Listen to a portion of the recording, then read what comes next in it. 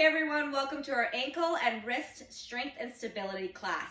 So these are the primary hinges for two of our major extremities, our wrists and our ankles. So they oftentimes get a little bit overlooked. So today we're going to be focusing on strengthening and stabilizing our ankle and wrist. So we're going to start off with the ankles with those toe raises, all right? So feet underneath those shoulders, okay? And then we're going to slowly raise up onto the balls of your feet, to that toe raise, and then slowly come down. Lift your toes now up towards your shins.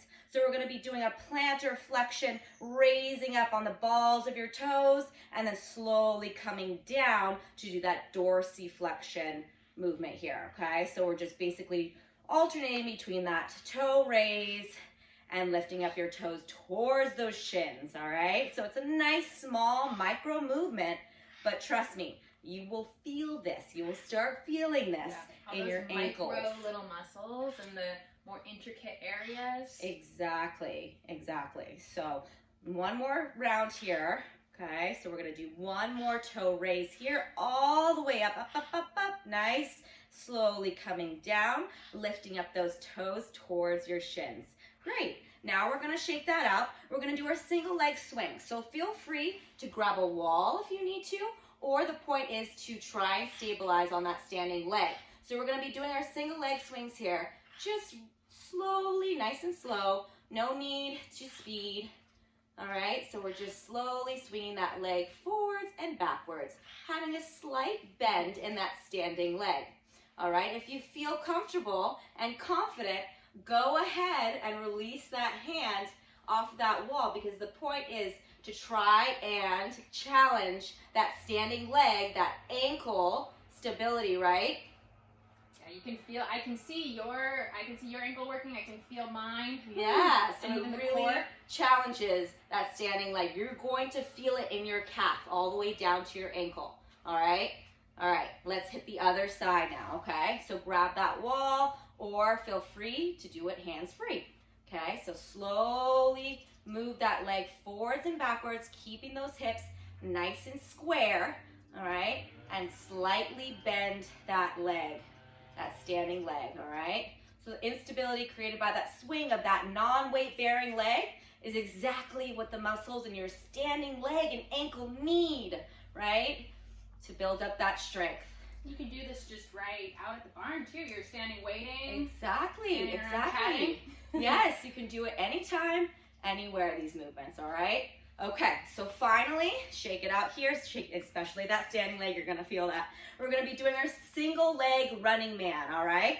So basically, bring one leg in front of the other in that staggered position, okay? We're going to lift up slowly onto the ball of that foot, hold for 5 seconds, and then slowly coming down and repeating that movement, all right? Again, if you need a wall to help with that balance at first, feel free. But again, the point is to challenge yourself when you're raising up on the ball of that foot in that plantar flexion, okay?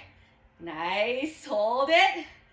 Yes, good. Harder than it looks. Exactly, and this challenges your core as well, right, guys? Oh yeah. Good. And down. And let's do one more on this side. All the way up on that ball of that foot. Hold. And down. Good. Shake it out. Let's hit that other side. Feel free to repeat these movements a couple times through, okay, to really challenge yourself. Good. And lifting up that knee all the way up into that runner's position. Good. And then coming down. Yeah, you will notice one leg might be stronger than the other, more flexible, have more mobility. Good. Reaching all the way up. Hold. Good. And last one on this side. All the way up. Hold it. Nice and steady. Good. And down. Shake it out. We're moving on to our wrists. Awesome. And I just wanted to point out, you guys can do that. Obviously, I'm barefoot. Mario's got shoes on. If you're doing it in riding boots, that's going to be a little bit more supportive. So you can almost use that if you're struggling to help as a modification.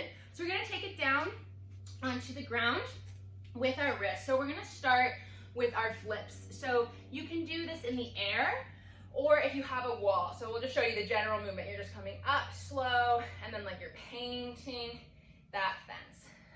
and down.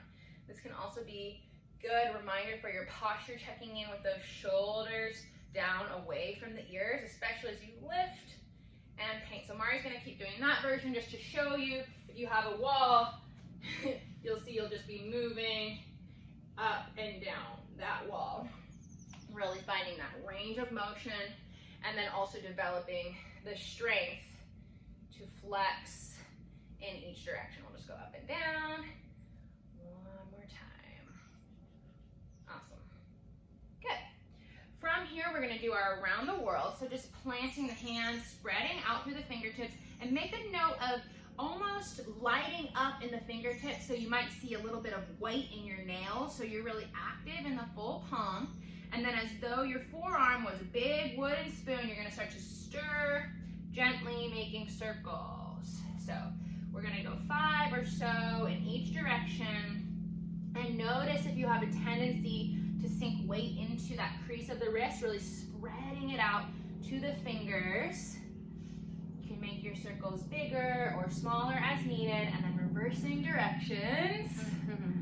Good. It's just really important to have the therapy. As Mari said, these are really important areas of the body, and sometimes we kind of abuse our bodies, right? We need to give some love and care if we want them to keep functioning and doing what we want, what we ask of them. All right, so from here we're going to do wrist pops onto the fingertips.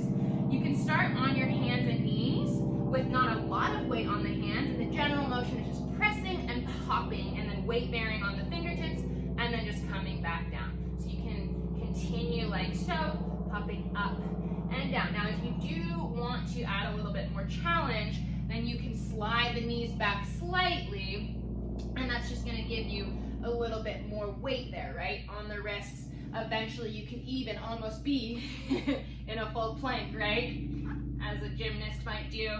So just taking your level, and you feel that in the forearms, right? Oh, yeah. So it's really important to strengthen. As with anything, you don't want to be hypermobile, and you also don't want to be overly tight.